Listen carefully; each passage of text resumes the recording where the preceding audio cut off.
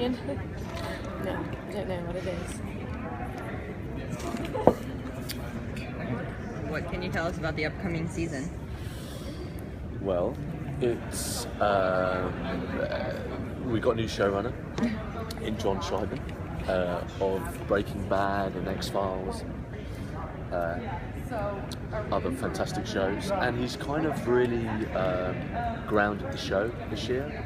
It's very characterful, and it's still epic, but it's not kind of, you know, there's no big adventures off to the New World or the Far East or anything like that. We're very much in Florence. We're contained, having to deal with our consequences.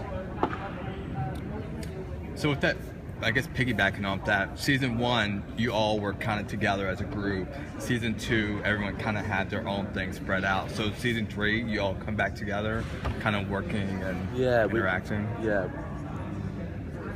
Yeah, people come. Sorry, yeah. I'm like, yes. People come back together. Yeah, people come back together in season 3 for sure.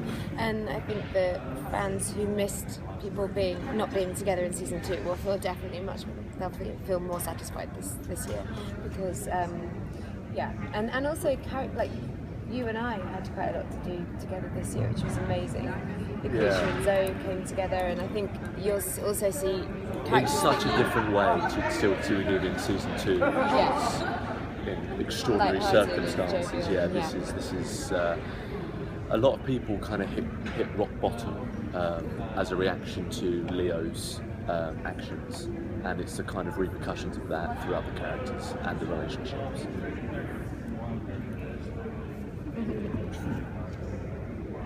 I'm learning to stop talking after I answer, because otherwise I will just talk about an hour about absolute nonsense.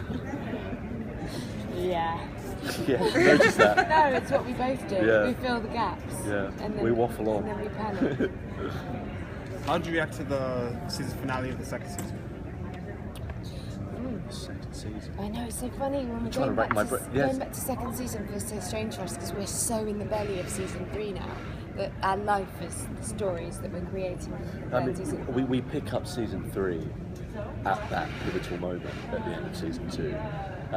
So kind of episode 1 and 2 of season 3 are essentially a 2-part war film. So episode 1 is a kind of continuation of that finale. Before we really go off into these new directions.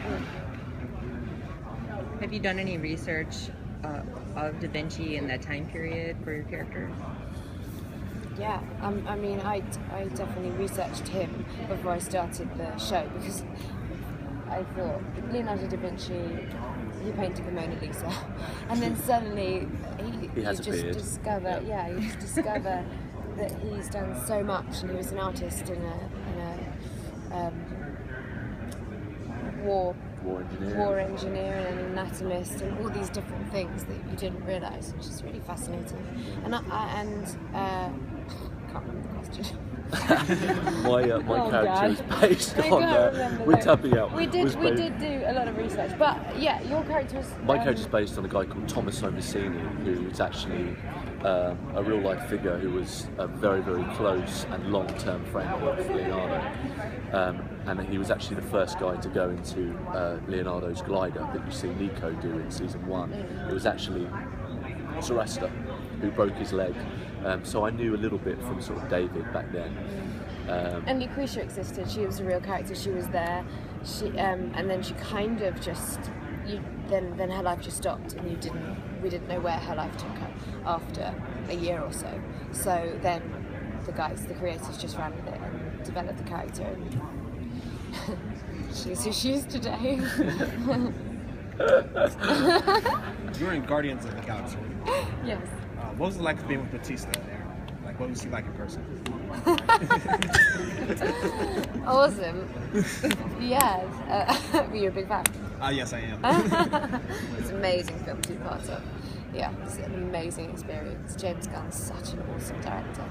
And even though he was making this humongous film, he was so good at honing in on the very intimate, smaller moments of that film, which I think in hindsight were vital to tell that story about his relationship with his mum and what that meant to him, because it meant that you had a real pathos all the way through the film, and you really connected to that story because you'd seen him with her.